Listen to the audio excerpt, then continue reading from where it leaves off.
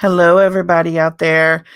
Welcome to another episode of MulDiversity Live. This is going to be a little bit different today because we have, amongst our MulDiversity crew, somebody who has a story to tell. Now, this story is something that, is connected to, something, well, let's just say it, a movie that just got canceled officially.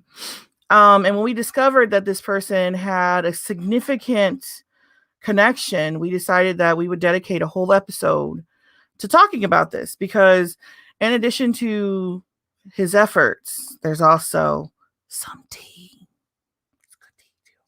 Let's get him out here. Hey, Hello. oh yeah, we got some. I think tea is the appropriate word for this. A little tea time. The tea time. Okay, so you guys know Aaron. Michael. There we go. You know what's up. You know what's up. Yes. What they probably didn't know about you is you are a screenwriter, right? Even though I've talked about 1 billion times on here, for everybody who doesn't know, you should have been watching. You should have been watching from the beginning. But yeah, I am a screenwriter. I think the joke was for a good while I was like Clark Kent.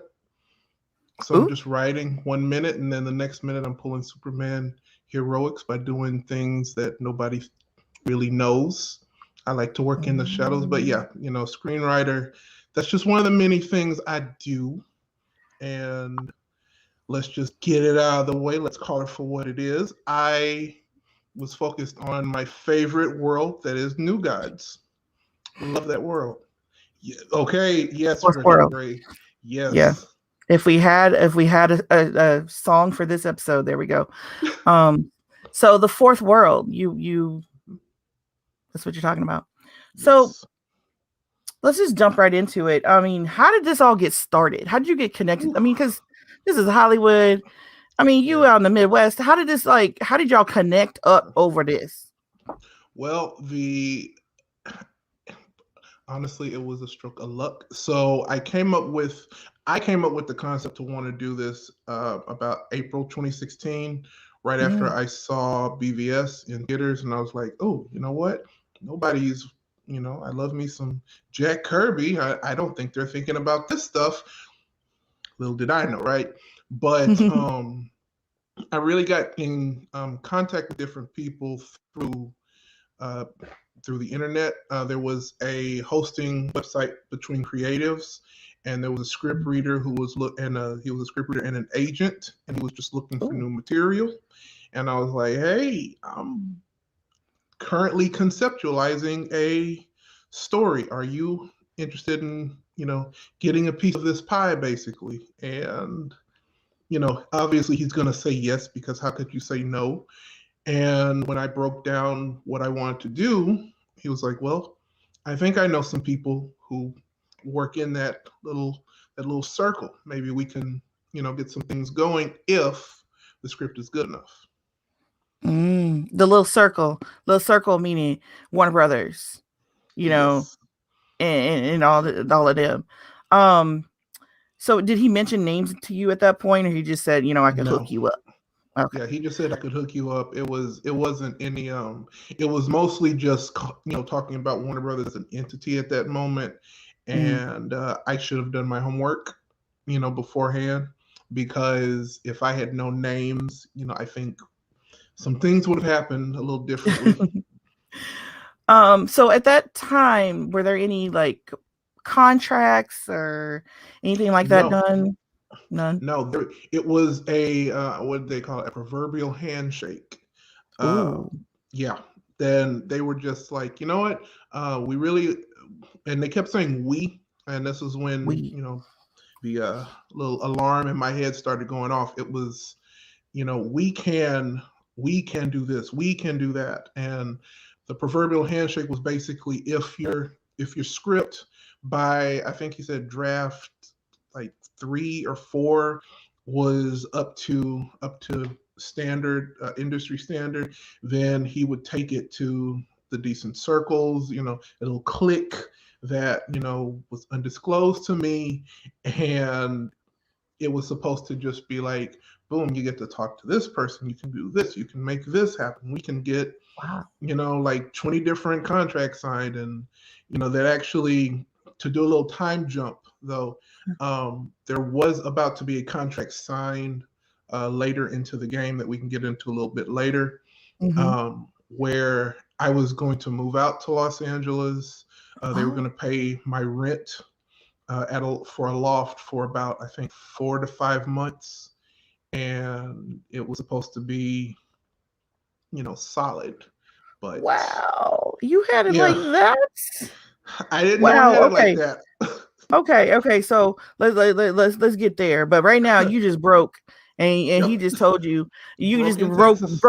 broke with an idea, right? Yep, that's it. So so you start writing. This sounds good. I Mhm. mean, and I can tell you I'm a creator, writer. If I had people telling me, just kind of slipping those names, Warner Brothers and all that around, and what they can do for you, I think I would be like, okay, I can write this up real quick.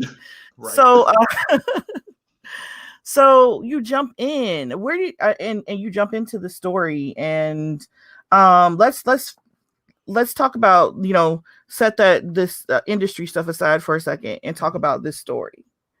New Sure. Gods, there's a couple of different ways you could have went about this.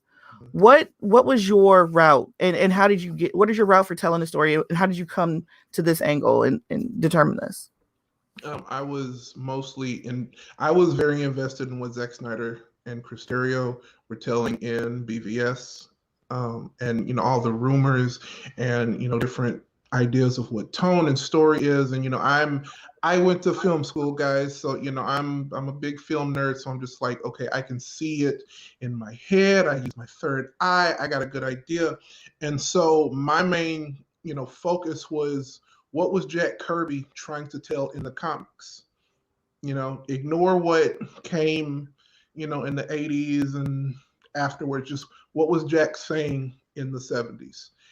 And, starting from the ground up, it's about mythology, and it's about a commentary on what modern mythology is to, people. What does it represent? What is war? What is darkness? What is evil? What is good? And, when I started from there, I was like, okay, what else did Jack do? He went to the Bible. He went to Old Testament. He used King Arthur. He used Shakespeare, and I did look at the Justice League animated series interpretations of some of those Mm-hmm. characters, and I said, how do I stay away from what people have already seen and give a story that this is this immersive, huge space opera. That's the word people want to keep using. And how do you make it not like Star Wars? Space That was opera. I my like that. Yes, that was my main question. Like, how do you make a space opera not like Star Wars, not like Flash Gordon? How do you do Lord of the Rings in space, the Caliber in space? How do you do that? Lord of the Rings in space. Yes, that Wow. was Okay. that was Okay. my You pitch. got me.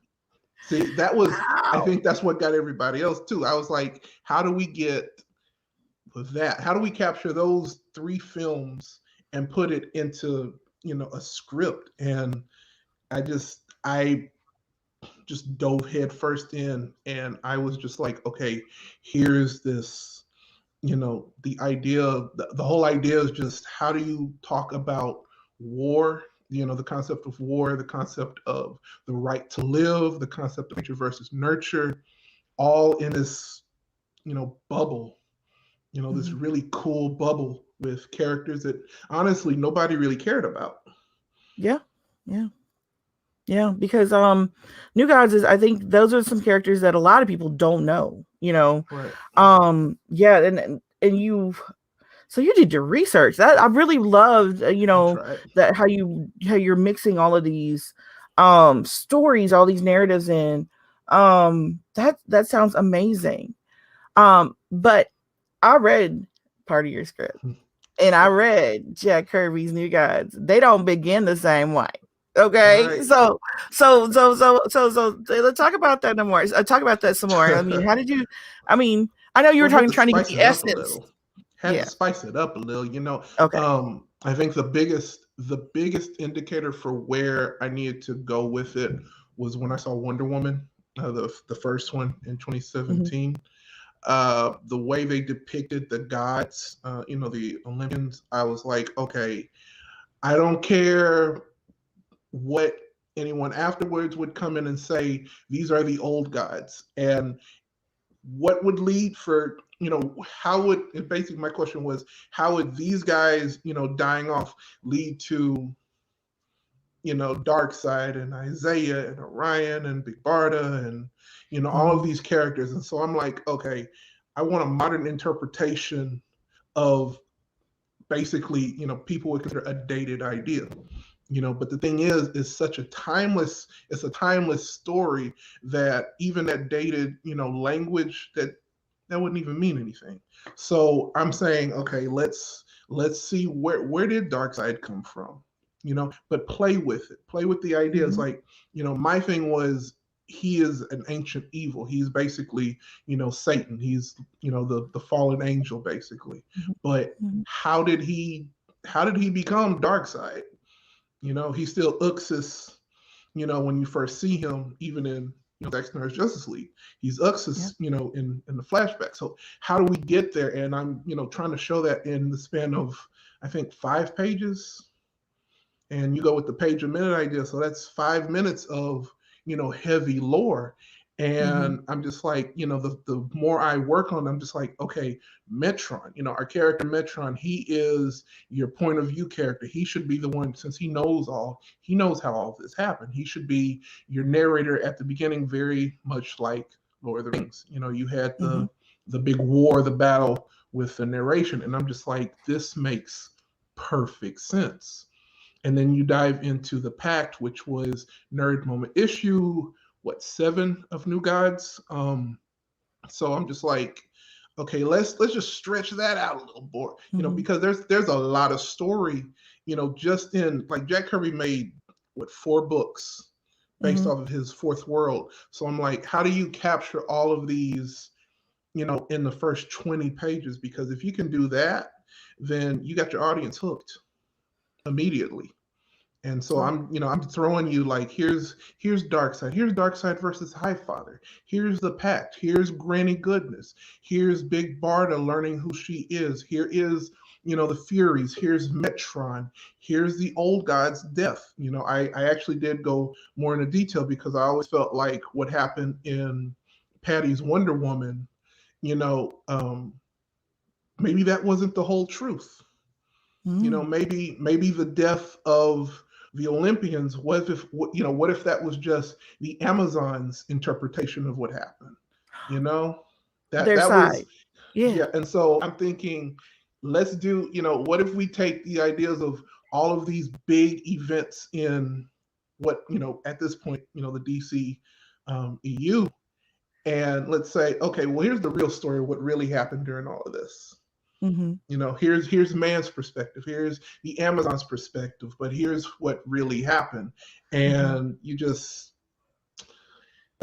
we had some good times. I think when I let you and the rest of the group reading that, you guys were geeking out, because I really do love those first 20 pages. The whole script is great. Don't get me wrong. But just the setup and seeing, Scott when he's a teenager, and seeing Orion, being this, brat, basically. And it's like, how do you have these two, children become some of the greatest heroes in the DC universe? Yeah. And how do you do that through Hunger Games? Right. I actually felt like Mr. Miracle and Barda's relationship felt a lot like something out of Hunger Games. It felt like a YA fantasy. So I'm just like, how do we get this shy little girl to become the most lethal, soldier who can go toe to toe with Wonder Woman, who could probably put Superman under for a good 10 minutes, because she's the best of the best. Like, how do you capture all of that in 20 minutes? And I really do felt like I hit that point finally. And I think that was June 2017. April 2017, when I first, ran through that. And that was when I got the notes back for my first draft. And my script reader was like, oh my God, Aaron, here's some things you need to work on, but these first few pages, keep this, because this is the essence of what Jack has been talking about. So I'm just good stuff. And it is good stuff. I mean, so I don't know how much you want to reveal of what happened in the beginning. I mean, I can go ahead and tell a little. So basically, yeah. I actually will go ahead and spoil the actual first part. So you have the perspective of mankind, and you have the perspective of the Amazons. What's up, Don? And they're praying to the old gods. They're praying to the Olympians. The Olympians are just minding their business, and Ares comes up, and he has this look in his eye, and he's waiting on Darkseid. He's waiting on Uxas, and when they come in, they slaughter the old gods. They slaughter them, and the very last thing you see is Ares getting cast out of Olympus by Zeus, and Uxas kills Zeus, becoming Darkseid, because with every kill he gets stronger with the Omega effect. So then it jumps, and this is all told through Metron's narration, and just to kind of give you an idea of what he's trying to get the audience to understand what's happening. It's very like an old book style, Merlin telling you what's happening in Excalibur, and then we see Darkseid on a giant hound, a giant hellhound, like a horse, and they're coming in ready to just decimate New Genesis. And Isaiah, who's a young man, he's helmeted, and he's like, okay, these guys, they don't need to be here, because they've already, see, by this point, Apocalypse has a name for themselves. They've killed at least maybe 2 multiverses altogether, and they're just like, okay, we're going to start focusing on this. And the biggest instance of what the problem is that the source, which is, for all intents and purposes, the Jack Kirby's interpretation of God, the Most High. And so Darkseid's main thing is like, if I can get rid of the very thing that creates life, then I can find anti-life. So if New Genesis is the home of the source of life, I kill that, I can go find anti-life. I rule the universe. I rule every single multiverse, period. And Isaiah is like, nah. And his Lieutenant Valkyra, they're going just crazy on these guys.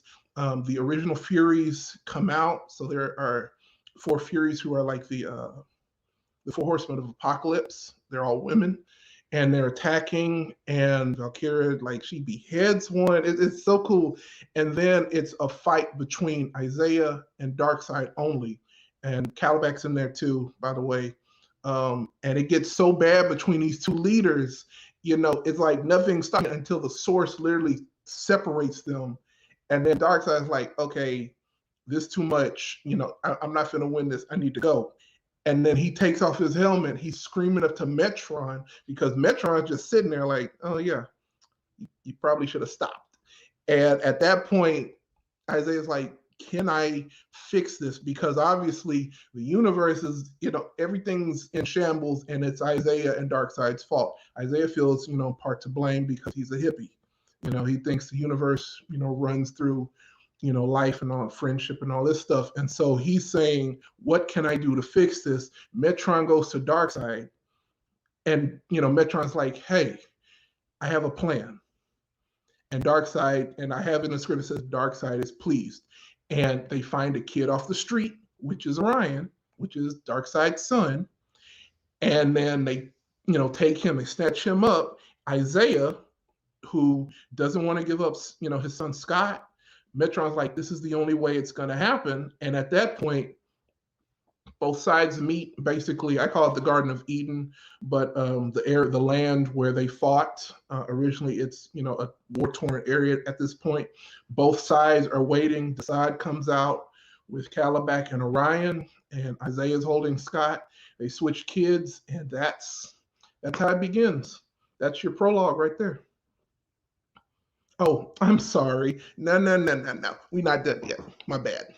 Because we see, I give you a little extra taste in the prologue. So we see Scott being escorted through the orphanage by a young Barda. And Barda's sitting here saying, okay, you got to get used to the rules and the great one, Omega, he's this, he's powerful. And then Granny Goodness, and she's like, oh, no, he doesn't just do, Darkseid is. And then Granny is threatening Scott, letting him know, hey, if you don't follow my rules, this is what's going to happen. She's here to make soldiers. She doesn't have time for, the peace and love that Scott's grown up with. And, the last shot is Scott getting ready to, bolt out. Yeah. And that's your prologue for New Gods. She's like an evil Miss Hannigan, Granny is. Yeah. So, wow. And I remember reading that part where, they're like having to do this, exchange of sons. And that felt emotional to me. Like I had some emotion there. Thank you. I mean, I felt some stuff. So exciting. This is this script, and you can see the chat going nuts. So this is the part that they said, amazing. Keep this. Don't touch that. Tweak the rest. How many tweaks did you go through before y'all? Before they actually want to move forward, I think I went through about four different drafts. By draft 5, which was August 30th, 2017, which coincidentally was 2 to 3 months after Zach publicly stepped down from Justice League. They said they want to move forward. And, my reader, he was incredibly excited. He was just like, Aaron, you need to just, kind of rework some things. And in hindsight, the things in question were very, they felt very Snyderish. So going off of the rumors that I was hearing about Justice League, I tried to, put all of that in there. And they wanted you to take it out. Yeah. So this is about the time Joss's reshoots and stuff was going on, and they are full on going with Joss. And okay, so that timeline's right here, and this is you writing this script, and they're like wanting to sync you up, get you up in line. Wow. Yeah. And they didn't realize that you were in the Snyder Cut fandom. Did they know that? No. We'll get into it a little later, but I think they figured out about halfway through. Okay. And there was some regret. Well, it's probably a good thing they didn't know at this point. If they're switching up like this. But before those changes, what type of tweaks were you making before you got to where they were trying to get you in line with Joss? The most tweaks I was making was just having to do with it being separate from the DC EU, no more references to something that was happening on Earth when Scott was on Earth, when he was an adult, no references to an incident in Metropolis. There wasn't any Steppenwolf. I had to take him out because he was pretty big in a lot of flashback scenes. I had a pretty important character in an earlier draft, Tigra, who was the mother of Orion and the ex-queen of Apocalypse, basically. And she had an affair with Steppenwolf, leading to a huge betrayal and, both sides warring and, and then it was a question of who was Orion's father. I took a lot of that out. Okay. So you had a Maury moment. There was a Maury moment. Steppenwolf and all his little flashy tentacles. What did Tigra look like? Did she made a okay, you know what? We can figure that out later. I'll just say like this. Tigra, in my head canon, Tigra would have been played by Gillian Anderson, so just picture that. Okay. That was my head. Okay. That was my head canon. So. And then with Orion and Steppen, that makes so much sense. That makes so much sense. So much sense. And they had you take that out. I think that was my first instance, and then also, I did have a lot of Oh comments yeah. about Barta being possibly an Amazon, so I had Mhm. to take that out too because there were obviously some changes. Yeah. The betrayal Desaad was talking about. Hmm, could be, could be. Uh, and Barta being an amp. See, see, they don't let us have good stuff, right? They don't let us have good stuff. Okay, so you're here. You're here at draft 5.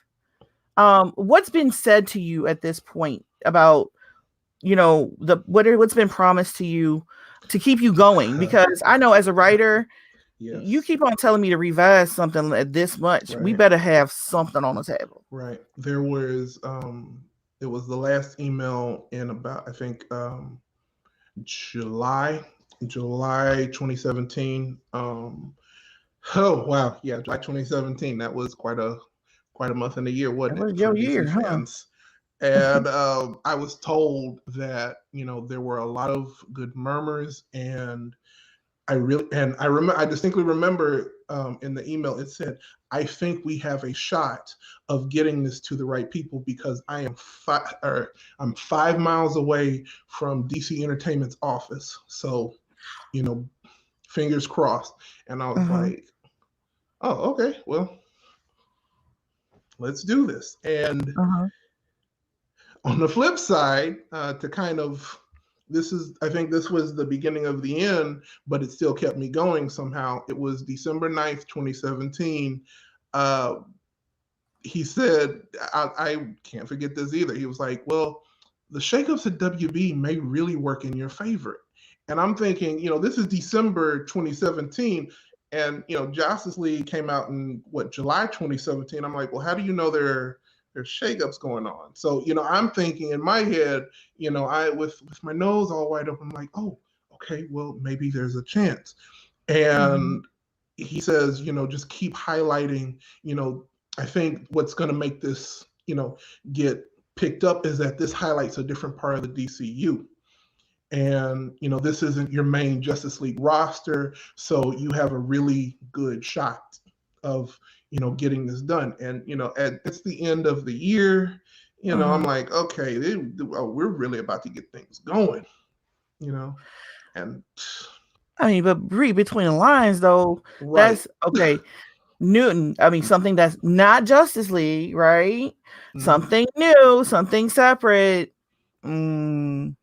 So Yeah. did something in your head go off? Like, Yeah, man. that was I think actually something went off my head when I saw Justice League in theaters. And I heard, the lines from Steppenwolf talking about and the new gods will do this and that. And I was like, this ain't right. This isn't based off of what I was hearing from those set visits about what Zach and Chris were trying to do with Right. Steppenwolf at all. Like this, where's Darkseid? Just a mention of Darkseid. And I'm like, okay, well, they're trying to make him Thanos now, right? We're just trying to tease him little by little, and Good that is Lord. not in my Mm-hmm. script. When Darkseid shows up, he shows up and he shows out. Mm-hmm. He's not. We're not going to build up to how dangerous of a threat Darkseid is for like 10 movies where you just see him, he speaks, he Mm-hmm. he lifts a hand, he'll use his omega beams, like he'll do something, and you're automatically like, okay, well, he can talk the talk, but he can walk the walk. Mm-hmm.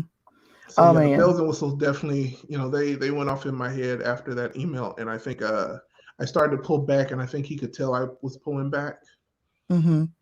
So he did dangle something. because right. So and then January 5th, 2018, a month later, uh, completely different shift in tone, and he just says, "Well, Aaron, the live action arm of DC Entertainment's in shambles right now. Maybe you should think about making this an animated film because the DC animated area is, thriving right now. Or maybe you can write something for CW, and maybe they can, help you out and get started." And I'm sitting here, I'm like, okay, well, why are you talking like this now? Where was all of that, that energy from Mm-hmm. a month ago? Mm-hmm. Yeah, You the know, I'm only 5 miles away type of stuff. What happened to that? right, right. It's So very strange, very it it, strange. it is, and so around this time this is happening. What is going on at WB? Around this time, I'm do you glad remember you asked what? that. I broke down. I used to if she's here, Avia Knighton in the chat. Um, she used to hear me break like everything down like a conspiracy. You know that image from Always Sunny where he's got all those images with the threads. That was me. So Yeah. I'm sitting here. I'm like, okay, well Dan Nelson is in charge right now, but Jeff Johns is doing this, and okay, Toby Image is right here, and Kevin Sushihara is right here. So I think he's talking to this person, and funnily enough, in those notes, yeah, see, yeah, you know what's up, Avia. So, in those notes, it felt like it was more than one person reading my script. So, the language of who was writing this, it didn't sound like my reader. And so I started saying, okay, he's talking to somebody at DC. Whoever this is someone who knows the comics because he didn't know New Guys until he read my script. So whoever this person who has knowledge of the New Guys, the Fourth World lore, they're feeding him. He made a whole log line based off of my script, and I'm sitting here thinking, okay, how do you boil all this down, off of just 3 drafts to this point? How are you coming up with this? And so I'm sitting here trying to piece the puzzles together, and I see that Jeff becomes president, and in my head, little did I know, right? I'm thinking, okay, so Jeff is totally gonna be down for this because he loves He's a the New comics guy. Guys. He's a comics guy. This is right up his Yeah. alley, But like I said, the main problem was it was still too. It's too serious. It didn't have. I'll admit, one draft. It wasn't a downer, but it did have a lot of quiet moments. It wasn't there wasn't a lot of big space battles. It wasn't these big moments. It was a quiet story. It was like a big story with quiet moments, basically. And I consider that I really do think Zack Snyder and I think Zack Snyder and Steven Spielberg and even my boy Spike Lee, they do those very well. And it had that kind of tone. It's like you have a lot of breather moments, but here's a very serious story with characters who are going through it because and because my main thing, and I'm always going to stick by this, is how do these beings call themselves gods and go through it? Right. Because they're not going to have a fun time. Like they're going to have this great grand adventure, but they're going through it because this is a war. This It is a is. Yeah. full-on, bloodthirsty war. Yeah, and and everybody has to take a moment. I mean, you Right. got to take a moment. Right. Maybe a couple, depending on what happened. I get that. But they're like, nope, we need shooting, we need blood, we need so you had to tweak that stuff out. Now go back what you said about there more than just this person this was reading it. So was there any way for you to know who was reading your script? Were there any No, indications, it anything? was just my reader, just him. Mm-hmm. The only indications that I started getting. So okay, we're about to get into a little tea time conspiracy territory. Let's walk in there. Forgive me, Come on. y'all. Okay, Let's so go. Let's so go. let's Stay with walk. us. Okay. Stay with us. Come on. For those that don't know, my Twitter account. This is a new Twitter account.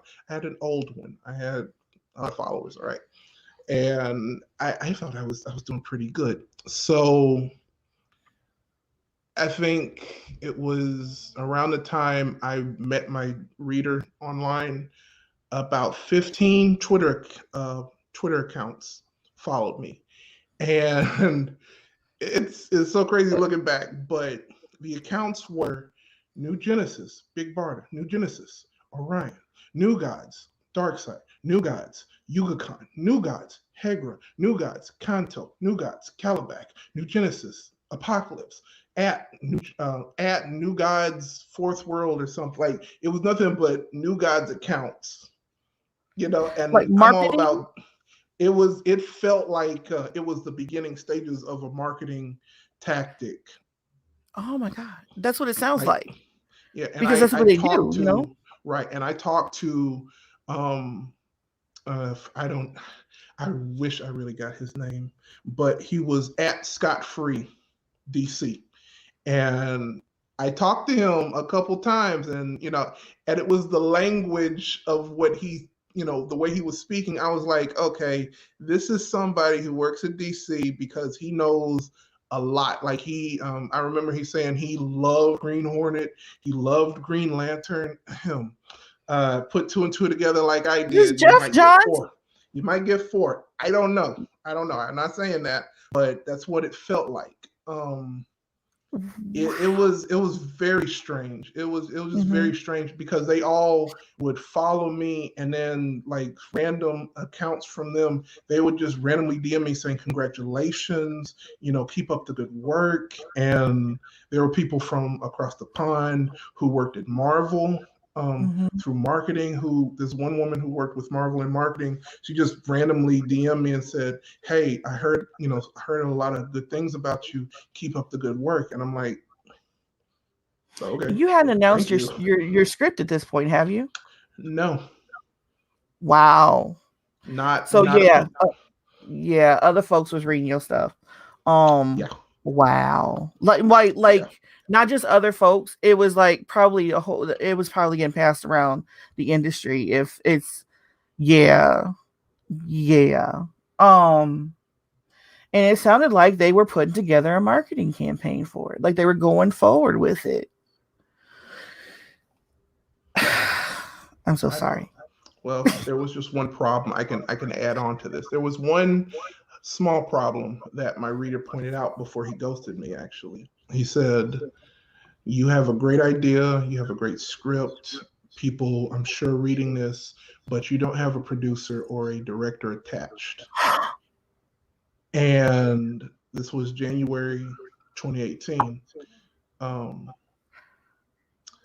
I wonder what happened 2 months later. March 2018. So I let's wonder if anything let's came go out to in March Variety. 2018. I think an article in Variety came out. An article in Variety comes out. What are your feelings when you see this article? Because I think we kind of know, we're kind of understanding what this article is about. What are your feelings at this point? So I am extremely conflicted. I'm like, 1 second, I'm thinking, okay, well, I didn't hear anything about this, so maybe they have my name attached to this in some capacity, or maybe they've picked up my story because my reader beforehand in that last email, he did say that um, there are people who are very interested in picking up the story and trying to develop it further. And I'm like, okay, well, am I going to get some credit? Am I going to get paid? And but that was my fault for not asking for a contract up front. Mm-hmm. Any sort of agreement other than verbal, something in writing. And when I see that Variety article, I'm not devastated. I'm not. I'm just thinking, okay, well, maybe they like the story, they like where this could be developed, and we can, if they need me, I'm here. Mm-hmm. I'm here. But I think at that point is when I officially just say, okay, I think I'm gonna work on one more draft because I'm still toying with it. But Mm-hmm. I took about almost a year break. I think I took about 11 months of not touching anything because my reader did ask for one more draft. Mm. And I just After like after the fact, because draft 8 came out in January. I got the notes for it in January 2018, and he asked for one more draft, and I said, okay, well, you'll get it eventually. You'll mm-hmm. get it eventually. Um, And okay, so let me ask. I got some questions. Okay. yes. Okay. So did anybody between January and March come to you and tell you we have a director, we have we're starting to put, producers together, we're going to make this, we're going to do something, anything like that said to you? Not a thing. The only thing I got from and the thing is, I know I blew some of my friends' minds. I said that, this individual was going to be a part of New Guys, and they were like, how do you know? And the only way I knew that was because there were all of those accounts that followed me that were associated with New Guys characters. They followed this Twitter account. I think it's dead now, but it was called the Fourth World Live Read or something. And it was just like every single comic panel broken down into tweets. And it was following one person, just one person. Wow. It was one person who was a verified user. I think she's a director. She's made some really great films. It was Ava. They were following Ava. So it's Ava DuVernay. Yeah. Okay. And I put two and two together, right there, and I said, okay, so she's attached to New Guys in some way, and that was in, I think, February. That was February, so a month before they announced it, and at that point, did she contact you? No. Okay. But there's more to that. We'll get to that. We're still walking through early 2018. We're still walking through early 2018. But I just I took like I said, I think about an 11-month, 10-month break. Almost a year, because I was not feeling it at that point. I mean, you were used. I mean, You're right. You went through not 8 drafts of this thing and all the promises. You're a new writer, so you didn't know to ask for a contract. You didn't know to ask for anything, and this guy who was allegedly an agent they preyed upon you, basically. Everyone who laid eyes on your script in 2018, 2017 are, to me, in my opinion, are part of the usury. I mean, they used you and they owe you, because they knew that they were looking at your script in your movie, and they knew the moment that Ava came out in March. And when she came out and said that was a name that was not yours, that somebody should have said something. Yeah. Yeah, this is the tea. No, this ain't. I don't even think this is. I think we just sipping on it right now, Chelsea. Just sipping right now. Okay, so you got me mad right now. So was there any promise of payment? Is this guy gonna get you paid?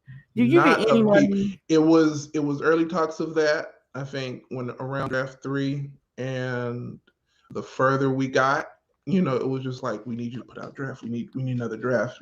You're so close. I kept getting, all of that. It was, you're so close. You're scratching, the surface. You're not even scratching the surface. You're at the ceiling, and like, a lot of that jargon, and the thing that I know that was always an issue with me was I kept asking questions, and I've studied how the industry operates. I've studied, I took a lot of business classes, in college. So, I know, how to close a deal. I know what to ask. I know what not to ask, and I think that was a problem with them, because by draft 7, I started asking a lot of questions, and that was, that's when that mood shifted.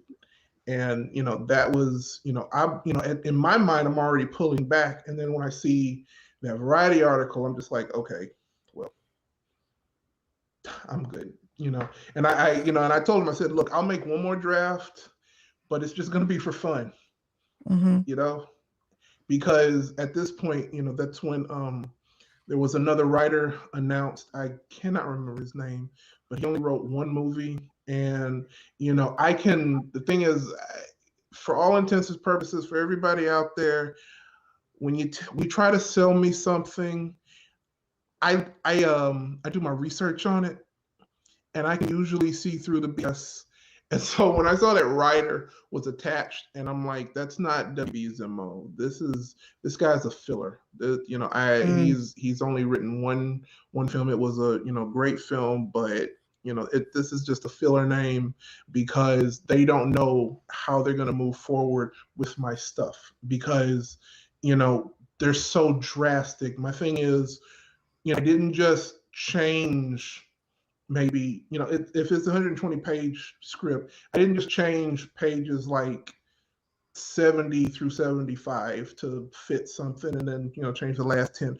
I would change everything after page 50.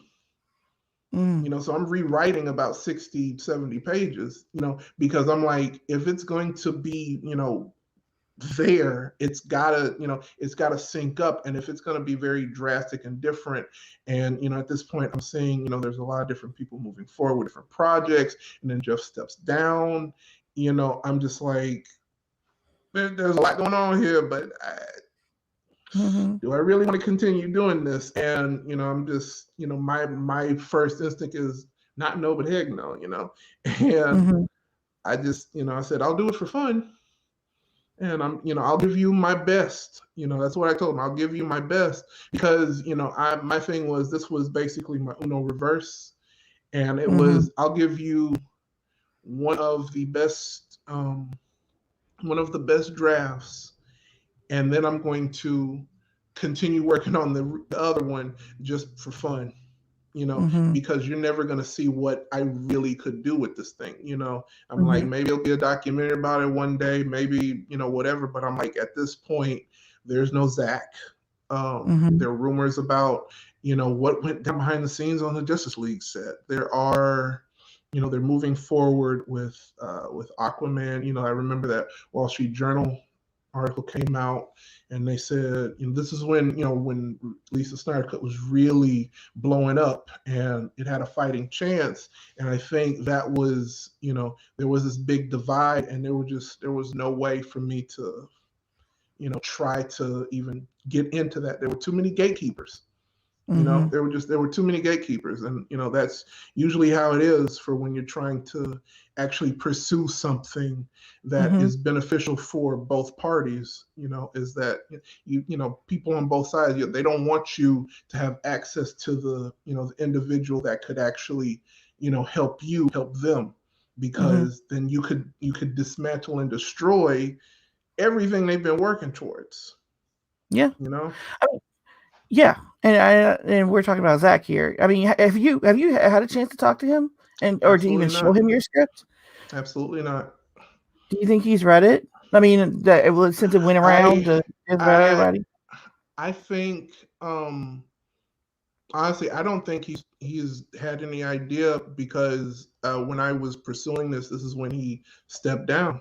I Mm, think it was just a yeah. footnote. If anything, he may have heard it in passing, saying, "Oh, somebody's working on a new guy script because we're moving forward," and ignoring, what you were trying to do post Justice League. And so, he's in the dark. And Criterio, he's moved on to green pasture. He was working on Star Wars. It Hmm. just the timing just wasn't there. Yeah. Wow. Wow. Okay. So we're still in our timeline though, and Yeah. we're just saying about these gatekeepers. It's really a shame that we have so many people that we know who know you, who know your name, and who also have access to Zach, but who have never connected your script and Zack Snyder. Like, can you? Is that frustrating for you? Or how does that make you feel? It's a bit frustrating. Originally, it was. I think early on, it Hmm. was very frustrating. But I think I was just, I had like, I used to joke and call it postpartum depression. I got so detached. I got so detached. Uh-huh. I was like, I don't even care, because like Zach is, he may or may not be trying to, release a Snyder cut because he's doing some things on Vero. But Hmm. I, I'm supportive of that movie. I'm supportive of certain, DC films that come out. And I just, I'm like, I'm just going to move forward because love the new guys. I love the fourth world, but if they're gonna move on with something else, that's my favorite phrase, charge it to the game. That's a part of the business. However, I say that, but I also say that that's one of the biggest problems with the entertainment industry and business in general is Mm-hmm. that you get screwed over and you're supposed to say that's a business. Mm-hmm. And especially on top, adding the fact that I'm a black man, uh, how many black writers are, really, really getting their work out there, and Mm-hmm. it's not cheap and it's not considered, just a niche, product, we don't see many black writers, pursuing, getting the chances. They're pursuing them. I take that back. They're pursuing them. They're not just getting those opportunities because you have the gatekeepers. You have your comic writers who think they can. I'm not talking just about Jeff, of course. I'm not even talking about the other one you think I am, but there are other Tom Penny. writers. I'm not talking just about him either, but yes, him too. There are others who swear up and down they notice stuff like the back of your hand, and to have somebody from an area you probably never even heard of, you know, come in with something like that, and they never even read, the Justice League Part One. They never saw the storyboards for Part Two or Three. They're just going off of pure intuition. When they can get that close, they're a problem. Mm-hmm. You Mm-hmm. know, because and it's very similar to.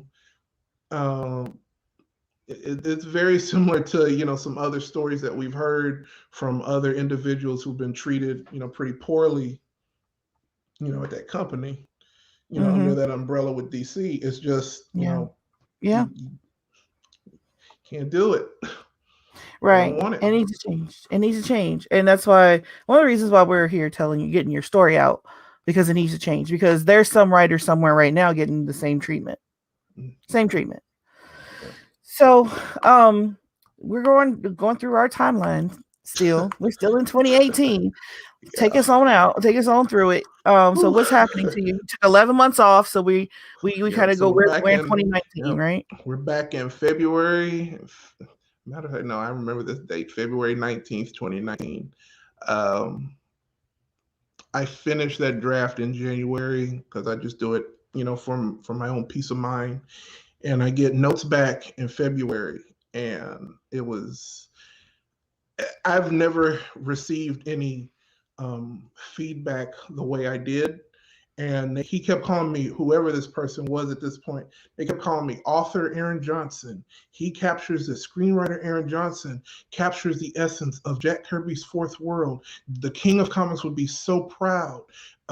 They said the way he captured Scott's uh, torment and hope and all optimism, and it really shines through. Barda's complicated history with Granny, and they're just going on and on. And it was a lot of, if if I was in LA, I think that would have just been, hey, we need to sign something because we need to do this ASAP. But Mm-hmm. I think they abused the fact that I wasn't out there, and I started asking questions. I was like, well, okay, thank you for the feedback. So where do we go? Because maybe I wanted to work with him on other projects. I Mm-hmm. had other things I wanted to do, and he disappeared. Not a peep, not anything, and it was very strange. And this is where we put our tinfoil hats back on, y'all. Okay. So All right. Chance back on. Yeah. Go ahead. so a woman reached out to me uh, in about February. So she followed me early or late January, and then reached out to me, I think the very first part of February, saying she saw that I was a Jack Kirby fan, and she used to work for Marvel Comics um, in the '90s. She just told me all these great cool things, and she's like, are are you represented right now? It's like, as far as agent or manager, no. She's like, okay, well, if you're interested, here's my information. We should talk. I'm thinking, oh, that's very strange. That is very, very, very strange. And Mm-hmm. so between all of February and March of 2019, she's, I don't know. It was weird. We talked for I think 3 hours on the phone twice, and she was saying how amazing, she's heard such great things. She's been watching me on Twitter. She sees my writing at Comic Book Debate. She's heard me on a podcast that I'm on. She thinks that she said, you have the it factor, and we really need to hone in on your skills. And this is where that offer of moving out to LA, and they pay for my loft for 6 months, that's where that came in. And she was just saying, I really think, just from what you're telling me, because she was very inquisitive. And at this point, I'm just like, F it. I don't even Mm-hmm. care, about New Gods anymore. And she's like, so where's your interest of New Gods coming from? And she's like trying to pry information out over the phone. And so I give her the the barest of explanations, of the barest of what my story would be, and all this stuff. And she's saying, and she told me she was recording a call too, which was also very strange to me. Mm-hmm. And she mentioned that she had connections to a lot of people, a lot of different directors. She mentioned how she went to many weddings of different, you know, anybody you can think of. She's met them. She's worked at Array. She's met, A, Mm-hmm. B, and C. She knows all of the players that I need to talk to. Basically, that's what she was She saying connected. without saying. She connected. And yeah, and so I'm sitting here. I'm just like, okay, I'm really over it at this point, but let's see where this goes. And so she wants to do, here comes that wonderful word, proverbial handshake again. And she's saying, maybe we can work together. Mm-hmm. You move out here, but she obviously knew something, because at this point, I'm asking more questions, because this is, over the phone. This isn't through text. So Mm-hmm. I'm hitting her between the eyes, and she's like, well, Aaron, I really think you're worried too much about the business side of the industry. You just need to worry about the talent side. Okay, but you just got bamboozled or whatever with the script before. I mean, and you told her that, right? Did you Yes. tell her? Yes. So why would you not be?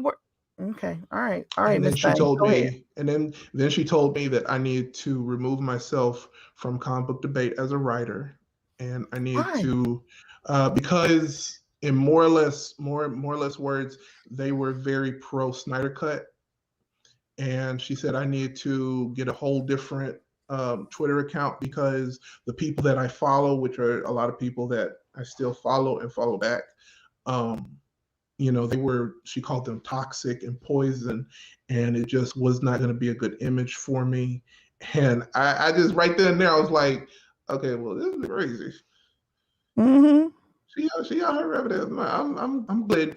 And I basically say, thank you for your interest. And I actually gave her a draft 9, because I just wanted to see her opinion. Mm-hmm. And she hit me with the, well, this is very strange. I've never really seen anything like this. I'm not really sure what you're trying to tell. What is the story? And I'm thinking, but you're supposed to be a huge Jack Kirby fan. How Mm-hmm. do you not know? How do you not know this? And so, I say, thank you for your time, but it's isn't just going to work out. And that was March 2nd, 2019. And I believe March 29, 2019, Tom King announced that he's going to be writing New Gods.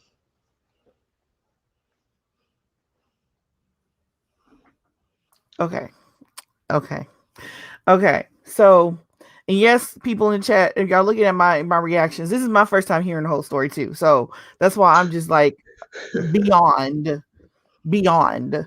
So my thing, do you think that she heard rumblings and thought that that you were going to get approached for this and she would just jump right Absolutely. in? Absolutely.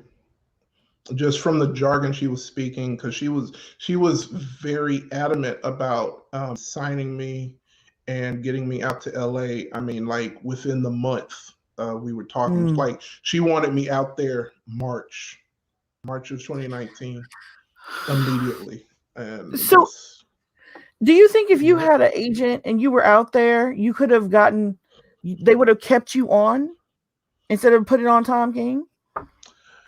It's very possible. Um, I'm in two minds about it, just because 1 minute she was talking like, I would be working with, DC or Marvel in some capacity, and then the next minute she was like, well, actually I think maybe for 4 scripts, you might be, behind the scenes, and in more or less words, I'd be a ghost writer on a Mm-hmm. few scripts. I'd be touching up some scripts that are in development. I may not get credit for it, but it's the fact that I'm, putting my stuff out there, and that's how the industry works, kid. And you just gotta pick yourself up by Mm. your bootstraps. And that was not for me. That was not for me. No. Okay, so in my tinfoil hat theory, it sounded to me like they was gonna take your damn script, make you do all the grunt work, and just because they signed you, make you sign something, signing your life away, and then slap his name on it. Well, that's a very interesting theory. It's just my theory, just my theory. So, so when you had all kinds of red, there's like bells, whistles, sirens going on, and she's talking, and you're like, no thanks. You're like, I'll wait, And then Tom King is announced. What is going on in your head when you see this? I say immediately, no shade to Tom King or Ava, because they've done some stuff I do love, but I said this isn't happening. This movie isn't going to happen, because You knew right uh, then. I said it right then and there. I was like, this movie isn't going to happen, because the at this point in time, by 2019, you know, the way Warner Brothers was handling, all of these different properties, and they were just fumbling the bag. And, Mm-hmm. it almost came off to me also, just with the way I was writing those drafts. I was like, okay, so there's no interaction with these writers of different properties. So they don't know, Patty and Jeff, while they're working on, Wonder Woman 84, they don't know what New Gods could be working into. They don't know what Mm-hmm. Shazam 2 could be doing. They don't know what, if the trench is gonna, have a cameo of some, there's no interaction. And then, at this time it was also when Ben left Batman, and I'm just like, that was a Mm-hmm. sign for me right there. And then, after Rick leaves Flash, and I'm just like, okay, okay, Mm-hmm. okay, you say no more for me. Mm-hmm. This ain't for me. I'm good. And I see Tom's name, and I'm like, yeah, I guess, he wrote Mr. Miracle. Maybe he can do it, but I don't think this is going to happen, because that's when Jeff steps down. Mm. Like and I'm, when I say that, I mean, he stepped down like a month or two after he got it. But I'm just like, well, if Walter Hamada's here, then yeah, I don't think this movie is going to happen, just because there's no development. Ava's so busy, and Tom is at this point he was working on Batman and Catwoman, and I'm just like, there's a lot going There's a lot of on. controversy I with don't that know one how. too. Yeah, right. And I'm just exactly, and I'm just like, I don't know how they're going to do this, unless they have a skeleton to work off of. Right. And Yours. it just,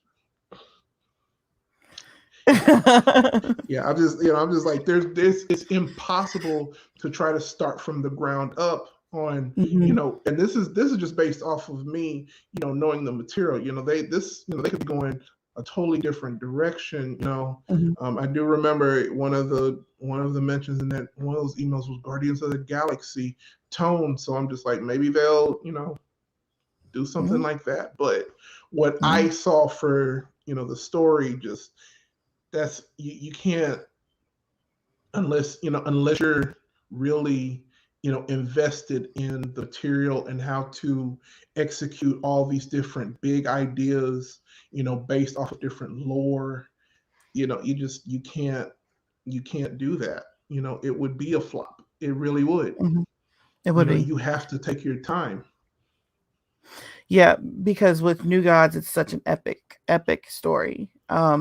You they couldn't start, at that point and have anything that was worth putting out Right. anytime soon. Did they give like a date of, at that point, a speculated date of when it would be done or anything like that? I remember there were talks that it would come out in 2022. I remember that. That's when I was still So, keeping tabs on it, and I was like, oh, okay, well, if it comes out, that'd be great. But I was just like, I hope I'm proven wrong. That was my main thing, because I'm like, I just really, hope, because I really do see these characters, being right there with, mhm, Superman. I always call Orion, Mr. Miracle, and Big Barda, the other DC Trinity, because those three represent, a whole different level, and they bring in that mythology aspect. And I just, mhm. if you can't touch on that, you don't need to do the New Gods. You need to leave it alone. Right, right. And I think that early on there was a lot of internet chatter and Twitter chatter that kind of challenged Ava's knowledge of New Gods there for a little bit. Mm. But anyway, so I'm this is making me angry. Um it really It's okay. is. It's okay. I promise I'm you, it's so okay. sorry. I'm so sorry this is happening to you. So what happens next? Do you just throw in the towel and just say, fuck it? Or what happens? um, I worked on another draft for fun, because I came up with some new ideas, and that was just based off of my excitement for Zack Snyder's Justice League coming out, and I just did that, and that was basically it. Because I have love for these characters. I consider it a breakup. We're like exes who still talk. I see them, they Exes. see me. It's Mm-hmm. it's it's a PDF. It's a little JPEG, or not JPEG. It's a little PDF file on my computer. And Say hey every time you go in there. yeah, I try to tweak it. If I get a new little idea. But as far as what has happened with the film that is not happening currently, um, I, even though I was right to the date of when they announced it wouldn't happen, um, it just, it's out there. My story's out here, and hopefully it's a good warning to everybody, listening, especially the people in LA, because you really need to know what's up. But Mm-hmm. you know, maybe one day, if Zach, if you ever see this, we can talk about something. But I'm pretty content at the moment with just getting my story out here, because my excitement for New Gods and the lore, it's unmatched with a lot of people, apparently. I didn't Mm-hmm. realize, and I'm really glad, though. I was glad to see, the outpour when the movie was canceled. The outpour to save the project, because they were invested in the idea of it. So Mm-hmm. that's good. That's a good marketing tool to let Warner Brothers, Warner Media, come Mm-hmm. on with it. But it is what it is. We charging it to the game. It's I it's know. I'm it's. saying to hell with charging into the game. We ain't doing that. Um, so I want to say, I know I'm supposed to be asking questions, but I'm just looking. I'm looking at the camera. I'm looking at all of y'all out there, mutuals, who know Aaron, knew him all this time, and y'all sitting there in your little Zoom, whatever's with Zach. If you're not helping this man out, don't call him a friend, and don't call yourself a friend. You are the gatekeeper, and you are the problem. There we go. So that's probably gonna give me a hell of trouble, but I said what I said. So we are yes, Jessica. Well, hang on, Jessica, before we get there. we still got time here where they're developing this movie where they could have reached out to you and say, hey, Mr. Johnson, we having trouble with the script or whatever. Can you help us out? Do you hear anything from the studio, from Ava, the studio, from Tom, even saying, hey, help them? You nothing, nothing. Nothing. Not a peep. The original agent.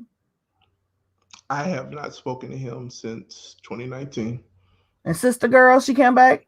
She blocked me, so okay. yeah. Wow. yeah. No, she was very upset that I said, not interested. Not interested. Get you a block these days. Yes. Okay. And I think there were also threats of you'll never work in this town again kind of talk. So wait. So this is because you didn't sign with her before they announced Tom King. She got all kinds of threats. You will never work in this. Y'all. Okay. She better be glad you're not messy enough to name names. She better be glad you're not me and have this petty side. Because the way my petty work, I might just type something in the chat. But it's a good thing that I'm not, that you are more sophisticated. Because, Well, I wouldn't, but I don't. The problem is with her, she didn't even use a real name. So, she didn't use her real name. No, her name was, her account name was Susie something. It was spelled crazy. It's spelled funky. I don't even think she's on Twitter anymore. But that wasn't even her real name, because I Googled her and I still couldn't find her real name. And there were warnings about her and the way she operates, and I was like, okay, well, I'm glad I knew that. But you had to be onto something to even get the predator to find you. I mean, right? You would think. Like, it was different. It was very different. So, okay. So when Zach in what was it, 2020 announces the Snyder Cut, what were your thoughts? About time. It was about time, my thing was just, maybe they'll finally see what these characters could have been, because I know some of them are going to be, some of them will appear in this movie, because because with Zach, just the way I've seen him, work in his films, just the way I've been watching those films, I'm like, there is no way he would have Steppenwolf and not show at least Apocalypse, at least, maybe Granny, at least Decide, because we all knew, when they revealed that there was a voice actor for Decide, I was like, okay, so we're going to see something. Maybe they can finally see what I saw for these, 4 years. And, obviously they did. We got all those Decide memes. Darkseid was portrayed flawlessly by Ray. It was just, it was good seeing, hearing that it was releasing, and it was good seeing it on screen, March of this year. It felt really good, to finally see it and be like, okay, see, so I knew that Darkseid, when I wrote Darkseid like this, he was going to look just like that. I knew that he would sound just like that. I knew Granny would, have this short little hair. She'd be, rocking this. I knew Decide would look like an asshole. Like I knew, like, it felt really good. It was kind of vindicating, Yeah, that you were right. And you were onto something.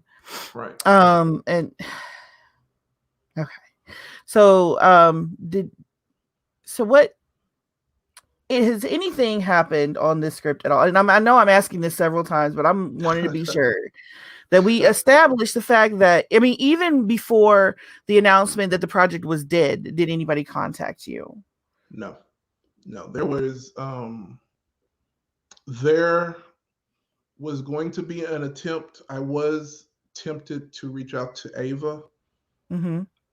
Just to be like, hey, let's, not even clear the air, but I'll just be like, my messy self, I was going to be like, hey, I know you having problems right now because all these people are attacking you online about, the lack of New Gods information, the lack of updates. So, would you need, somebody to help you, with this project, Tom, if you need assistance, because they had like I remember in 2019, they called themselves having a little committee of Jack Kirby experts, help them with the development of this story.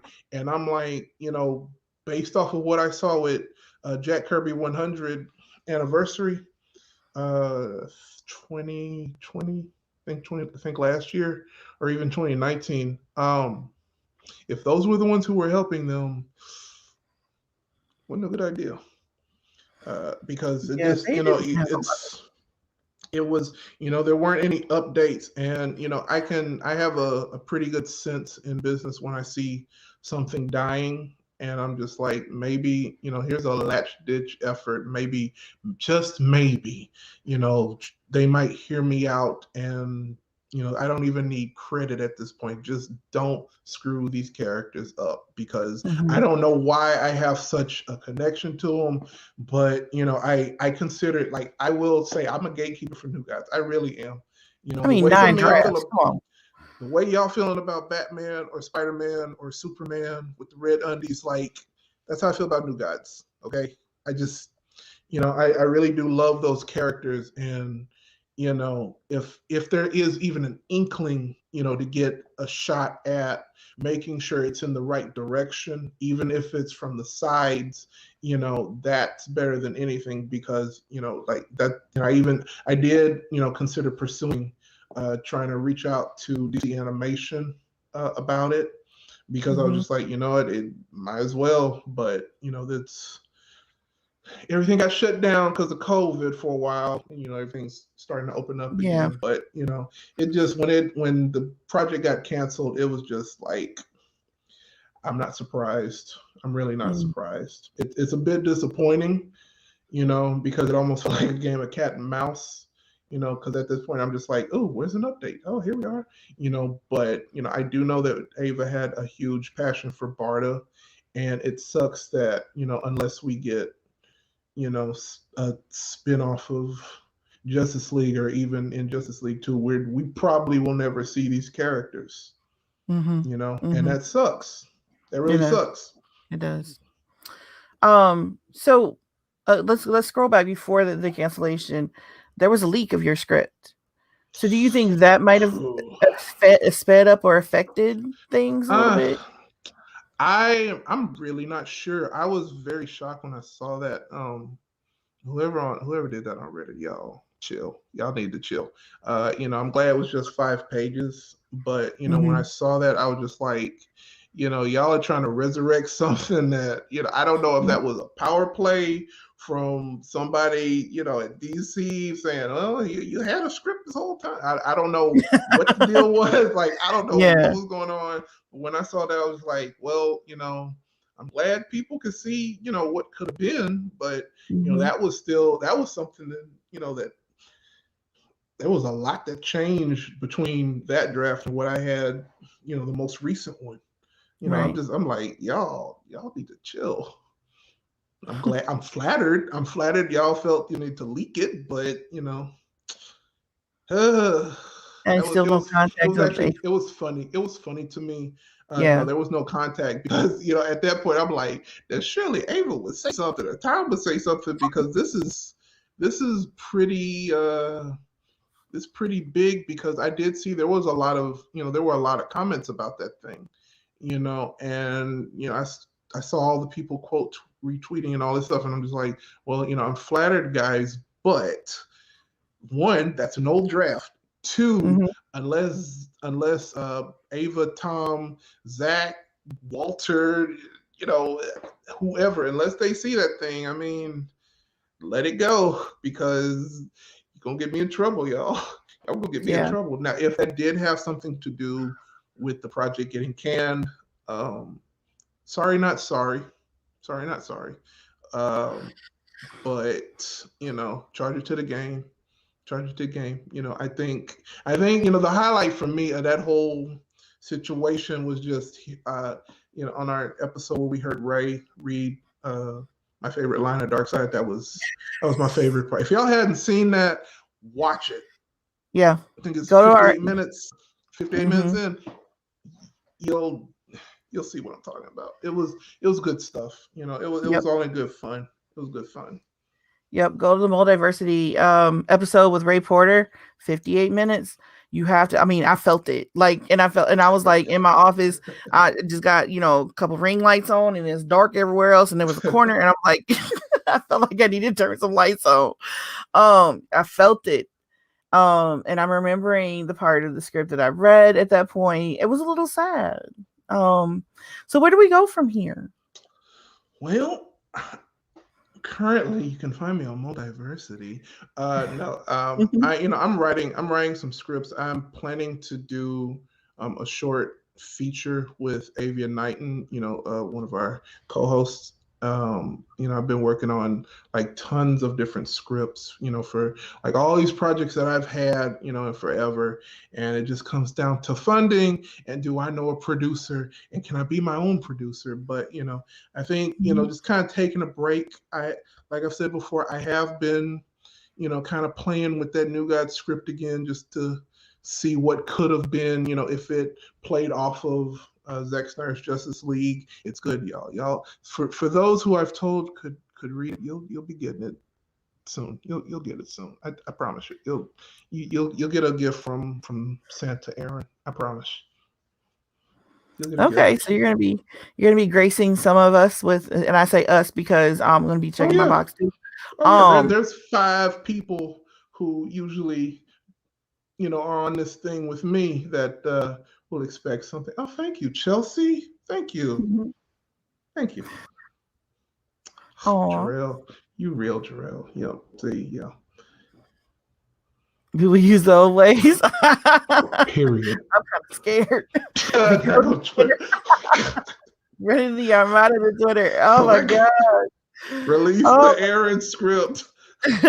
release the Aaron script. Yes, it was Yes, mine, Jesse, it Jesse. was Yeah, that his. was mine. That was It mine. was That his. was an old script too.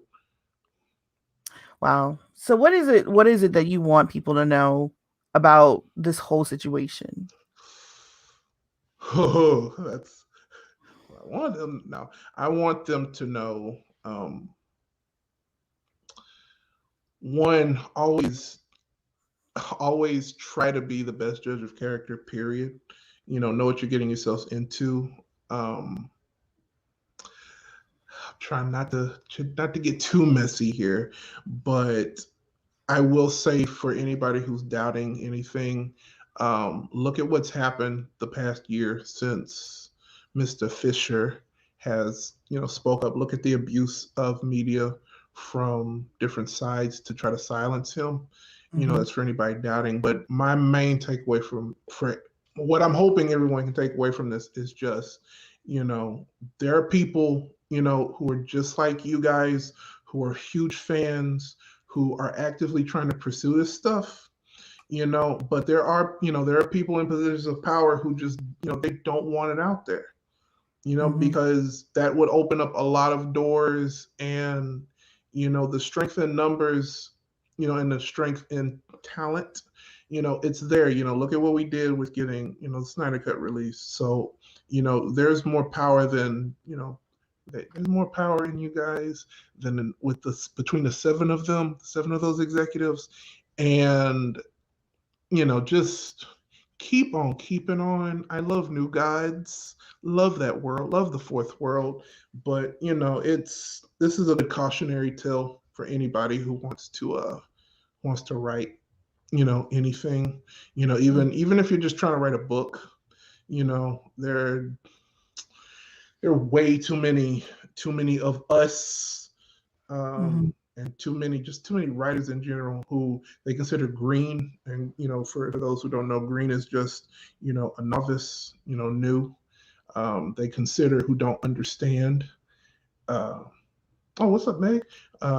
Just for those, it's a good cautionary tale for what not to do, Mm-hmm. and what, always ask questions in advance. Always ask to see something in writing the moment you talk to these people. That's just in any business, because it's A whole studio. Said Right. a whole You studio got all says. yeah, get ready to all right, y'all get your boxing gloves, get your Mm-hmm. boxing gloves now. But yeah, just I had a blast writing it. I really did. And you know, it So, happens. but if you were approached today about putting it out, what would you say? I would say let me rewrite a good 20 pages, a good 20, 25 pages, and maybe we could talk because I could see, I would have to kind of tweak some things based off of what happened in the movie, that came out on HBO Max, but I'd be down for it. That'd be cool. That'd be really cool because I do believe, there's a franchise there, but I say that with love. But I could also say that maybe it could work better as a series, because I've always seen us having a Game of Thrones approach to it. So Mm-hmm. hour long episodes, or even with the way they handled Zack Snyder Justice League, where you can have it be a full length film, but you cut it up into a series format. But I would 100% be down for it as long as it fits. I hate to say it like this, but it fits into the Snyderverse, Mm-hmm. because I feel like the way Zach captured Apocalypse in that very short scene, when Mm-hmm. you enter the boom tube and Ray the Armada and all that, Mm-hmm. that just you cannot you cannot ignore that. Mm-hmm. That's just bad business. You cannot ignore something like that, and you have to build off of that because you got a lot of fans from that. Yeah. And Yeah. you'd be foolish to try to ignore that. You Right. really And would. yeah, and the whole interaction with Decide and Steppenwolf and that whole he created like what talking about what happened before the betrayal or whatever. He was creating like a possibilities right there for a Mm-hmm. whole side story. I mean, I felt like right there you could have just kind of set your story kind of in there and kind Right. of took off in another Yeah, direction. that is exactly how I felt when I watched the movie. I think Yeah. when Steppenwolf was, talking to Decide on the wall, I was Hmm. like, oh, well, you can cut straight into this scene from my movie and play the whole Yeah. movie. Yep. Yep. Because Steppenwolf could be on Earth while all this is happening. Yeah. Oh my goodness. Well, that's a lot. That's a lot. I know. Oh my goodness, we got an hour and a half. We said it was going to be That was an a lot of hour. tea. That's a Yeah, it's lot a of tea. lot. We got like 2 minutes. Any questions? I can think I can take one, maybe two questions from the chat if y'all got anything. Um, Anybody got anything real quick? It is packed in here, man. Um, Anything, yo. I yeah. It's free game. It's So free game. yeah. I reached back to the back room. Um, Anybody about in our back room and producers? We've got Q and Mike producing the show for us in the Oh, we background. do. Oh, what's Yeah. up, Q? What's The up? boxes. I just wanted to say to you, Aaron, it's not even a question. I just want to say, you ever since we've met in the story, this whole story in your journey has been amazing to watch because you are genuinely a creative and honest to God good person. And like everyone here in the chat has said, I was infuriated the very first time I heard this, and I don't think I will ever stop being infuriated. But your creative mind and just the type of person you are is you're going to get your due, whether it's with New Thank Gods you. or with Thank New Gods or with New Gods with Zach or New Gods with Zach on HBO Max with Zach or anything Even like new guys that. on Netflix. And however you get down how you live, you gonna get your whole shebang. So that's all I gotta say. Peace.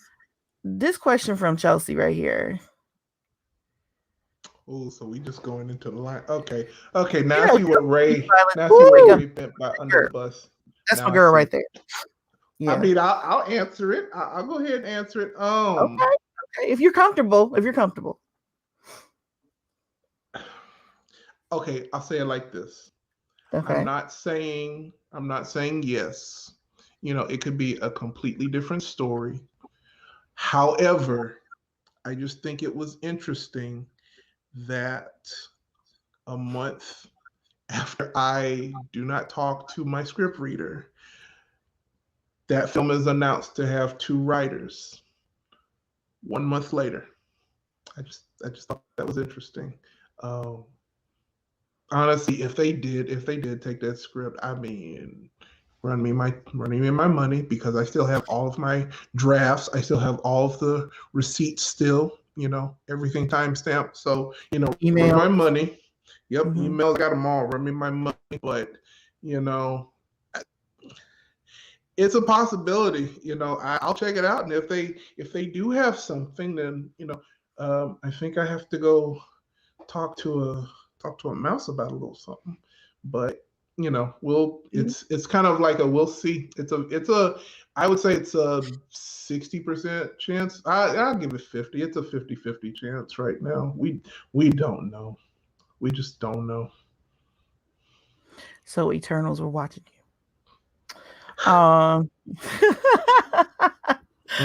Okay. I know y'all. So yeah, the chat is like hype. They have so much. But y'all, we gotta I'll get answer out of that. here. I'll You go answer ahead and this answer one? that one, and then we can get out. Oh yeah, that's from Miss Key. Okay. Yes, that's my answer. There you go. Bye. No. Thank you, Aaron, for coming and laying yourself bare to me and my questioning, and sharing all this. I mean, to your great expense. I mean, I hope your mentions are going to be blessed for the couple of days, or They are now. Looks like they are so far. I'm y'all so are sorry. messy. Yeah, Folks out there, y'all are messy. Y'all are messy. Love it. Keep it up. Okay, tell them where they can find you. You guys can find me on all social media platforms at @AaronMichael_J. Of course, you can find me right here on MulDiversity, doing like tons of spinoffs. If you don't know which ones they are by now, shame on you. Watch an old episode where I say them.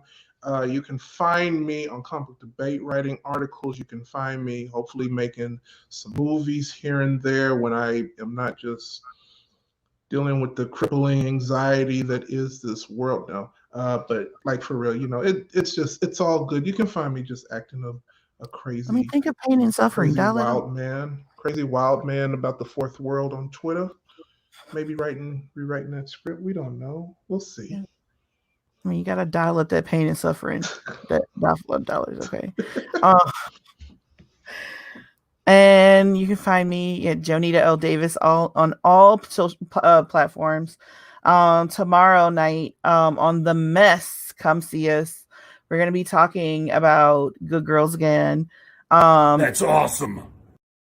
Listen, we're gonna be talking about Invincible, and that's awesome.